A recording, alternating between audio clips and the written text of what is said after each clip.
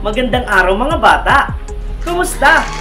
Si Kuya Red muli ito at may panibagong kwento na naman ako para sa inyo.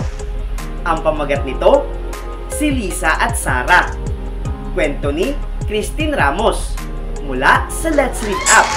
Tara na, mga pina, ikaw man ako pagpilihan. Pamati kita ang istorya, sa mitayang nakabaraka. A story time, mag-enjoy good kita.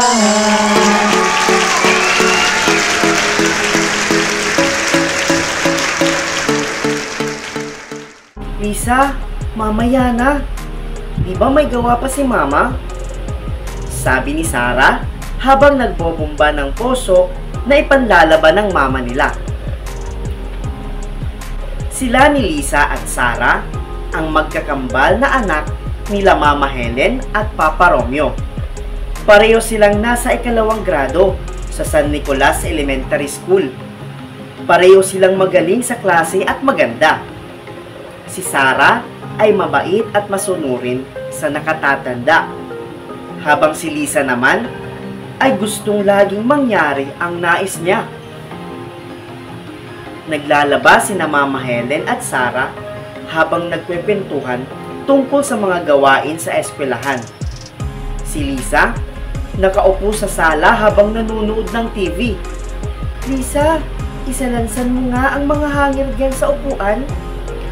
Utos ni Mama Helen.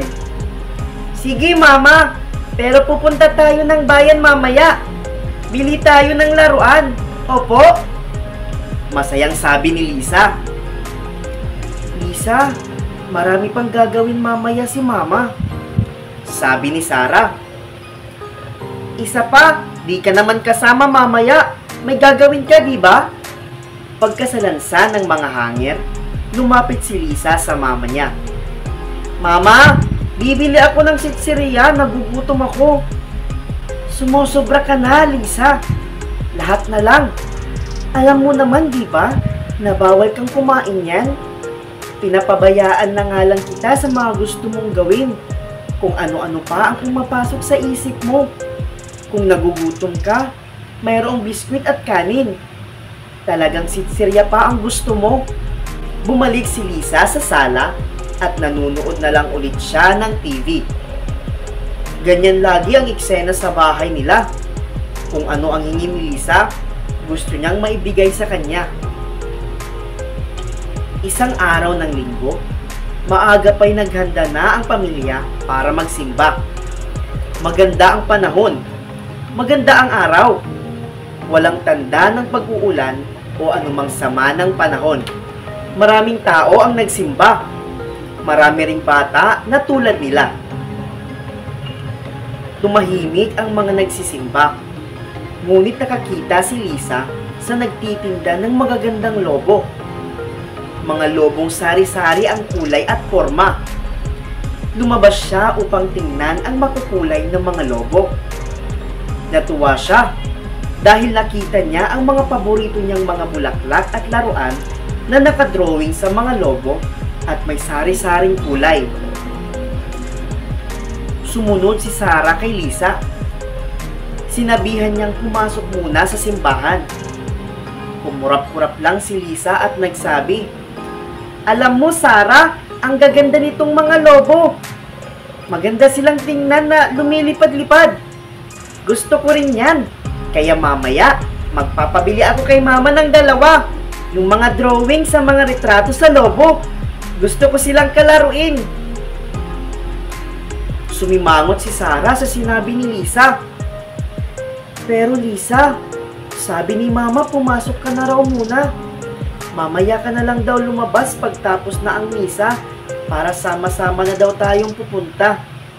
Tumayo si Lisa at sumunod kay Sarah papasok sa simbahan.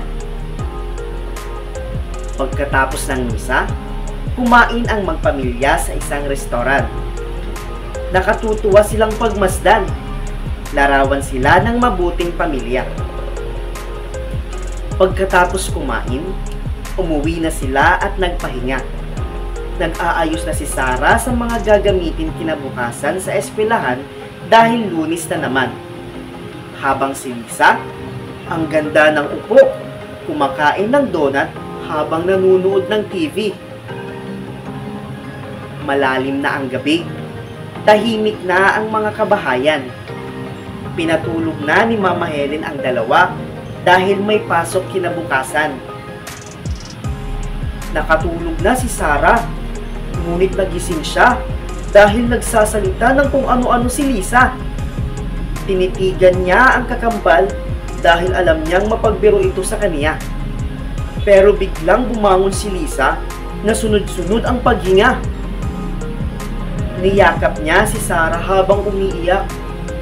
Tinanong ni Sarah si Lisa kung may karamdaman o may masakit. Patuloy pa rin ang iyak ni Lisa na nagkwekwento sa kakambal niya. Sarah, nanaginip ako. Nabuhay yung mga lobo sa simbahan.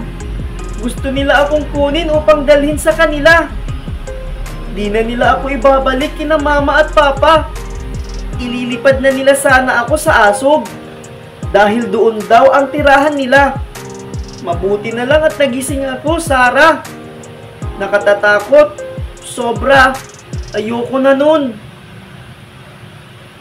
Kinalma ni Sarah ang isip ni Lisa.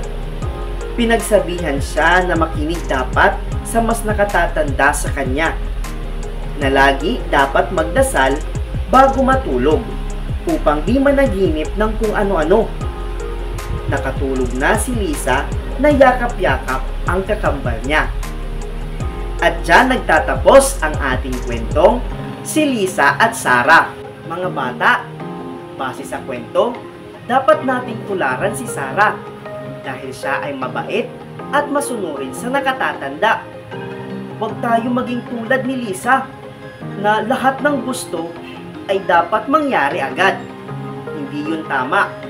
Dapat tayo maghintay at dapat laging nakikinig sa mga magulang o nakatatanda sa atin. Maraming salamat sa inyong pakikinig. Magkita-kita muli tayo sa susunod na linggo. Paalam!